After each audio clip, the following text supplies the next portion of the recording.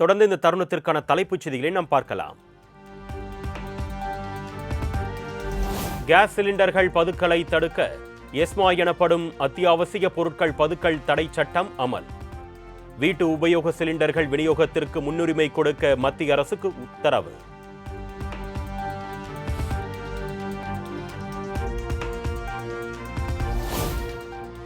Gas cylinder தட்டுப்பாடு தொடர்பாக சென்னை தலைமைச் செயலகத்தில் அரசு உயர் அதிகாரிகளுடன் ஆலோசனை மேற்கொண்ட முதலமைச்சர் மு.க.ஸ்டாலின். தமிழகத்தில் கேஸ் சிலிண்டர் தங்கு தடையின்றி விநியோகம் செய்ய மேற்கொள்ளப்பட வேண்டிய நடவடிக்கைகள் குறித்து ஆலோசனை.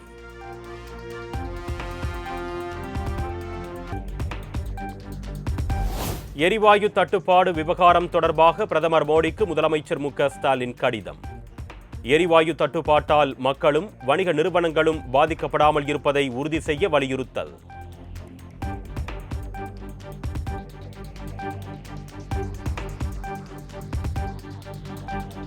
வணிக சிலிண்டர் விநியோகம் நிறுத்தப்பட்டது பொதுமக்களிடையே பெரும் அச்சத்தை ஏற்படுத்தியுள்ளது. சிலிண்டர் தட்டுப்பாடு தொடர்பாக மத்திய அரசு உரிய நடவடிக்கை எடுக்க வேண்டும் என்று கனிமொழி வலியுறுத்தல்.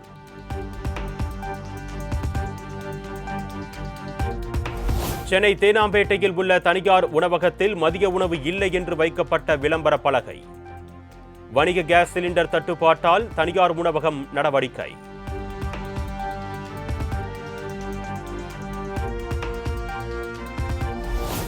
எரிவாயு சிலிண்டர் தட்டுப்பாடு காரணமாக கடைகளை மூடும் சூழல் ஏற்பட்டிருப்பதாக வணிகர்கள் புலம்பல். வணிக சிலிண்டர் தட்டுப்பாடு ஏற்படும் போது அரசுதான் நடவடிக்கை எடுக்க வேண்டும் என்றும் வலியுறுத்தல். இப்போ சிலிண்டர் தட்டுப்பாடு அப்படின்னு சொல்கிறாங்க. ஆமாம், இது தட்டுப்பாடு வந்துச்சுன்னா எங்களுடைய வாழ்வாதாரம்லாம் ரொம்ப பாதிக்கும். குடும்பம் நடத்துறது ரொம்ப சிரமமாகி போயிடும். நாங்கள் கடையை மூட வேண்டியதாக வரும். குடும்பம் நடத்துறது ரொம்ப சிரமமாக இருக்கும். பிள்ளைகள்லாம் படிக்கிறாங்க, அவங்கள படிக்க வைக்கணும், நிறைய செலவுகள்லாம் இருக்குது. இதை தமிழக அரசு இந்த தட்டுப்பாடு இல்லாமல் மத்திய அரசிடம் பேசி இதை சரி செய்து தருமாறு மிகவும் தாழ்மையுடன் கேட்டுக்கொள்கின்றோம். இப்போ நீ பார்த்தீங்கன்னா ஒரு சிலிண்டர் வச்சு தான் கடை போட்டுருக்கேன். இப்போ இந்த கடையை பார்த்தீங்கன்னா ஒரு 4 பேர் வேலை செய்கிறாங்க. 4 பேர் குடும்பமும் இதில் தான் வாழுது. இந்த சிலிண்டர் பிரச்சனைனால இப்போ நாளைக்கு கடை போடுறான்றது சந்தேகமாக இருக்குது. இதனால் இது கவர்மெண்ட் தான் ஏதாவது ஒரு இது பண்ணால் தான் ஹோட்டல் ஒரு தொழில் பண்ண முடியும், எல்லாம் பண்ண முடியாது.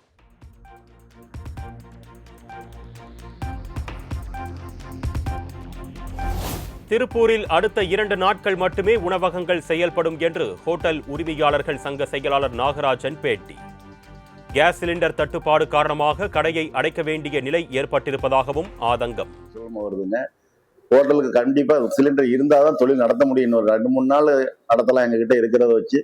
அதன் பிறகு நாங்கள் விறகு அடுப்புலாம் பார்த்துட்டு இருக்கிறோம். விறகு அடுப்பும் போடுறதுக்கு ஒரு சூழ்நிலை இல்லாத நிலைமையா இருக்கு. இந்த நிலைமை நீடிச்சா ரொம்ப கஷ்டமா இருக்குங்க. எங்களை நம்பி தொழிலாளர்கள் ஒரு 50,000 பேர் ஹோட்டலை நம்பியே இருக்காங்க. டெய்லி ஹோட்டலில் சாப்பிட்றவங்களே இருக்காங்க. ஹோட்டல், மெஸ், கேன்டீன் இதில் சாப்பிட்றதே தொழிலாளர் ஒரு 50,000 பேர் இருக்காங்க. அவங்களுக்குலாம் கண்டிப்பா ரொம்ப சிரமம் வரும்.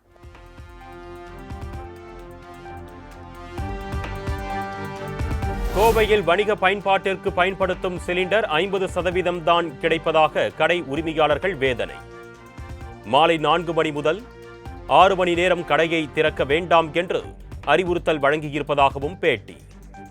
மீண்டும் சிலிண்டர் டிமாண்டுங்கிறாங்க. ஆனால் எந்த வகையில் தொழில் பண்ணுன்னு தெரியல. இப்போ அன்னவரம் காப்பி 30 ரூபா விற்கிறாங்க. நம்ம 15 ரூபா விற்றுக்கிட்டு இருக்கிறோம். இப்படியே போனால் இந்த collector office, commissioner office, court எல்லாருமே இங்கே தான் சாப்பிட்டுட்டு இருக்காங்க. இப்படியே போச்சுன்னா நிலவரம் தான் தொழில் பண்ணுறதுக்கு கஷ்டம். புத்த காலங்கள் இப்படியே போயிட்டு இருந்தால் சிலிண்டர் டிமாண்ட்னா இப்போ கடை ஜாதி தான் போகணும். வேறு என்ன பண்ணுறது? தொழில் எப்படி பண்ணுறது? தொழில் பண்ணுறதுக்கு வேணும்ல. சிலிண்டர் விலை ஏறினாலும் சிலிண்டர் கொடுக்கணும்ல, அதுவுமே இல்லைங்கிறாங்களே. இந்த சிலிண்டரே வரல, ஒன்று தான் இருக்குது. எப்படி பொழப்பு நடத்துறது? பார்ப்போம், நடக்கிறது நடக்கட்டும். 2 கவர்மெண்ட்டும் சேர்ந்து அதை கொடுக்குறேன் இதை கொடுக்குறேங்கிறாங்க. கடைகளுக்கு தொழில் பண்ணுறது.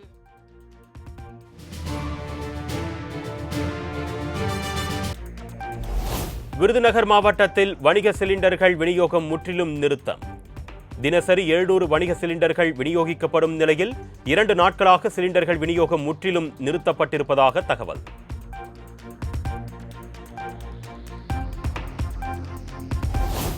மத்திய அரசின் உத்தரவுப்படி புதுச்சேரியில் உள்ள ஹோட்டல்களுக்கு வணிக சிலிண்டர் விநியோகம் நிறுத்தப்பட்டிருப்பதாக கேஸ் ஏஜென்சிகள் அறிவிப்பு. புதுச்சேரியில் ஹோட்டல் உள்ளிட்ட வணிக நிறுவனங்கள் மூடப்படும் அபாயம்.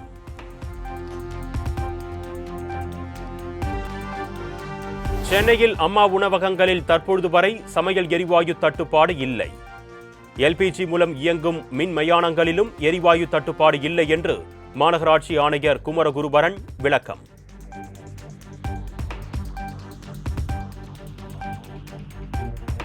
பள்ளி மாணவர்கள் விடுதிகளில் சமையல் எரிவாயு சிலிண்டர் தட்டுப்பாடு ஏற்படாது.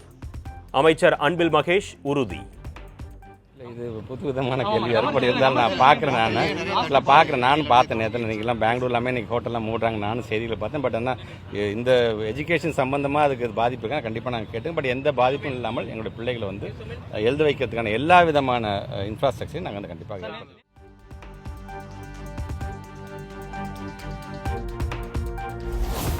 சென்னையில் வணிக சிலிண்டர் விநியோகம் தற்காலிகமாக நிறுத்தப்பட்டிருப்பதாக இந்தியன் ஆயில் நிறுவனம் அதிகாரப்பூர்வ அறிவிப்பு. வாடிக்கையாளர்கள் மாற்று எரிசக்திகளை உபயோகப்படுத்திக் கொள்ளுமாறு அறிவுறுத்தல்.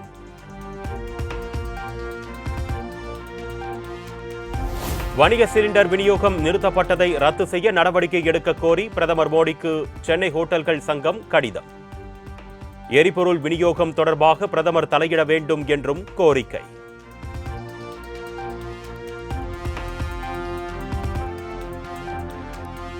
தமிழகத்தில் அடுத்த 20 நாட்களுக்கு தேவையான கேஸ் சிலிண்டர் கையிருப்பு உள்ளதாக தமிழக அரசு விளக்கம். மத்திய அரசுக்கு கடிதம் வாயிலாக வலியுறுத்தி சிலிண்டர் விநியோகத்தை சீரமைக்க நடவடிக்கை.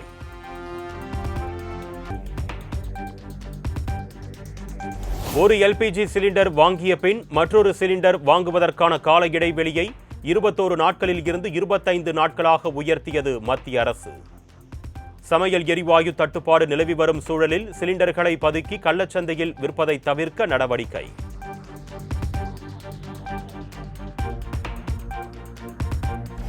வீட்டிற்கு பயன்படுத்தும் சமையல் எரிவாயு உற்பத்தியை அதிகரிக்க எண்ணெய் நிறுவனங்களுக்கு மத்திய அரசு உத்தரவு. வணிக பயன்பாட்டிற்கான எரிவாயு வழங்குவதை மருத்துவமனைகள் மற்றும் கல்வி நிறுவனங்களுக்கு முன்னுரிமை அளிப்பதாகவும் தெரிவிப்பு.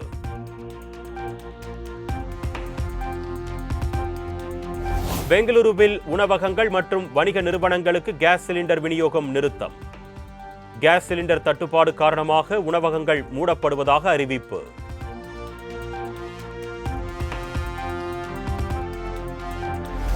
மக்களவை சபாநாயகர் ஓம் பிர்லாவுக்கு எதிராக காங்கிரஸ், திமுக உள்ளிட்ட எதிர்க்கட்சிகள் சார்பில் நம்பிக்கையில்லா தீர்மானம் தாக்கல். சபாநாயகருக்கு எதிரான நம்பிக்கையில்லா தீர்மானம் மீது விவாதம் நடத்த மொத்தம் 10 மணி நேரம் ஒதுக்கீடு.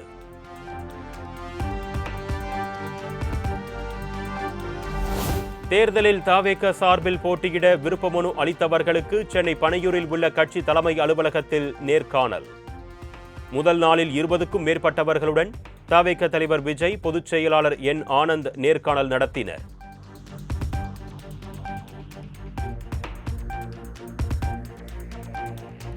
திமுகவுடனான தொகுதி பங்கீடு தொடர்பாக மீண்டும் நாளை பேச்சுவார்த்தை. கடந்த முறை போட்டியிட்ட தொகுதிகளை விட கூடுதல் தொகுதிகள் வேண்டும் என கேட்டிருப்பதாக சிபிஎம் மாநில செயலாளர் பே சண்முகம் பேட்டி. அவங்க ஒரு தொகுதிகளுடைய எண்ணிக்கையை அவங்க சொல்லியிருக்காங்க. அதில் எங்களுக்கு ஏற்பில்லை.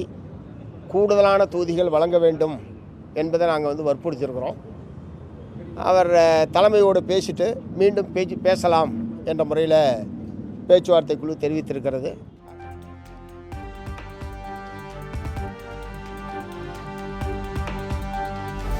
கைதி ஆகாஷ் மரணம் தொடர்பாக மானாமதுரை காவல் நிலையத்தில் சிபிசிஐடி அதிகாரிகள் விசாரணை.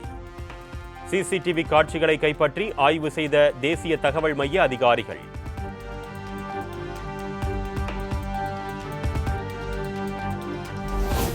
திமுக அமைப்பு செயலாளர் RS பாரதி மீது அண்ணாமலை தொடர்ந்த அவதூறு வழக்கு.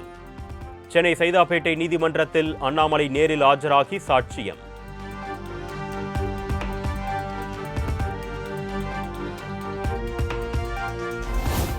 சென்னையில் பள்ளிக்கல்வித்துறை சார்பில் கல்வி சிலை, கற்றனை தூரும் அறிவு சிலைகள் திறப்பு. கற்றனை தூரும் அறிவு சாதனை சரித்திரம் நூலையும் முதலமைச்சர் மு.க. ஸ்டாலின் வெளியிட்டார்.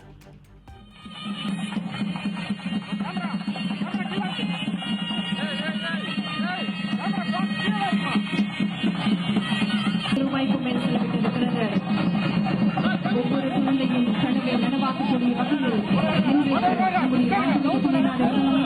கற்றனை தூரும் அறிவு சமையை திறந்து வைத்தார். உருமறிப்பு சிலையை திறந்து வைக்க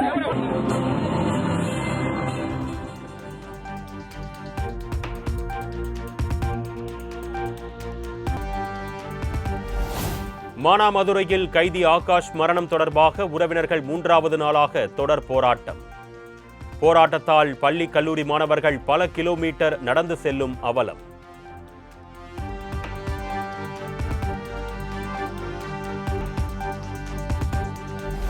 சென்னையில் ஆபரண தங்கத்தின் விலை சவரனுக்கு 800 ரூபாய் உயர்வு. ஒரு சவரன் தங்கம் விலை 1,20,400 ரூபாய்க்கு விற்பனை.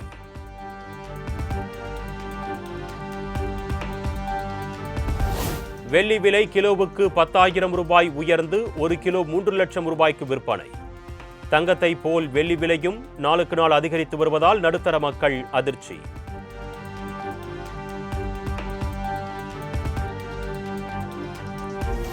திருச்சி மலைக்கோட்டை மாநகருக்கு நாளை வருகிறார் பிரதமர் நரேந்திர மோடி.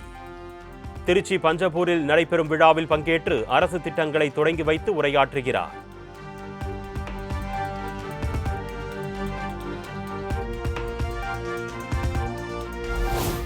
நாளை பிரதமர் மோடி பங்கேற்கும் என்டிஏ கூட்டணி பொதுக்கூட்டத்தில் கலந்து கொள்ள இன்று திருச்சி வருகிறார் மத்திய அமைச்சர் பியூஷ் கோயல். பொதுக்கூட்டம் முடிந்து என்டிஏ கூட்டணி தலைவர்களுடன் தொகுதி பங்கீடு குறித்து ஆலோசனை மேற்கொள்ள இருப்பதாக தகவல்.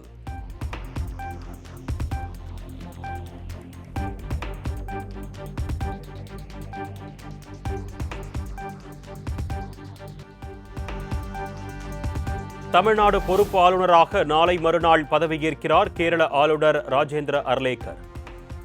சென்னை உயர்நீதிமன்ற தலைமை நீதிபதி சுஷ்ருத் தர்மாதிகாரி பதவி பிரமாணம் செய்து வைக்கிறார்.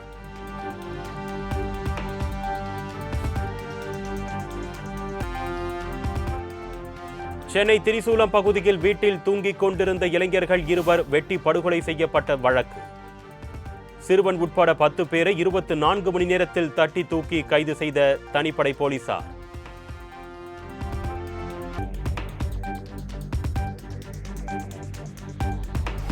தமிழ்நாட்டில் 10ஆம் வகுப்பு பொதுத் தேர்வு நாளை தொடங்குகிறது. சுமார் 9 லட்சம் மாணவர்கள் தேர்வு எழுதுகின்றனர்.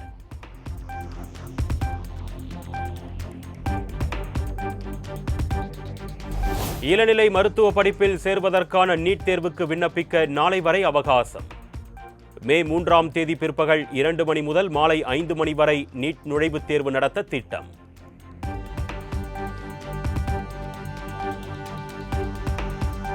சர்வதேச அளவில் எரிபொருட்கள் விலை உயர்ந்துள்ள நிலையில் பாகிஸ்தானில் பள்ளிகளுக்கு 2 வாரங்களுக்கு விடுமுறை.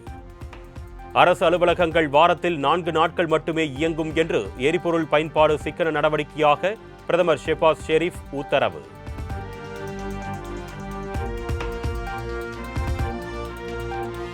ஹார்முஸ் நீரிணை வழியாக கச்சா எண்ணெய் கொண்டு செல்வதை தடுத்தால் கொடூர தாக்குதல் நடத்தப்படும் என்று ஈரானுக்கு ட்ரம்ப் கடும் எச்சரிக்கை. மரணமும் நெருப்பும் ஆக்ரோஷமும் ஈரான் மீது பொழியும் என்றும் காட்டம்.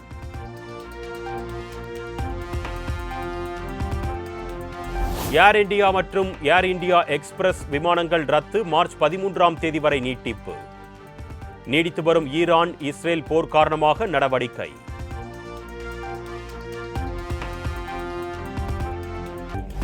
T20 உலகக்கோப்பை இறுதிப் போட்டியில் நியூசிலாந்தை வீழ்த்தி சாம்பியனான இந்திய அணிக்கு 131 கோடி ரூபாய் பரிசு தொகை அறிவிப்பு.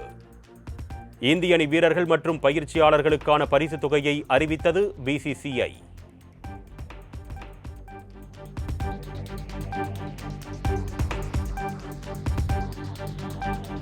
நண்பர் விஜயின் அரசியல் பயணம் எந்த சிக்கலும் இல்லாமல் இருக்க வேண்டும் என்ற ஆதங்கத்திலேயே அந்த கருத்தை சொன்னேன்.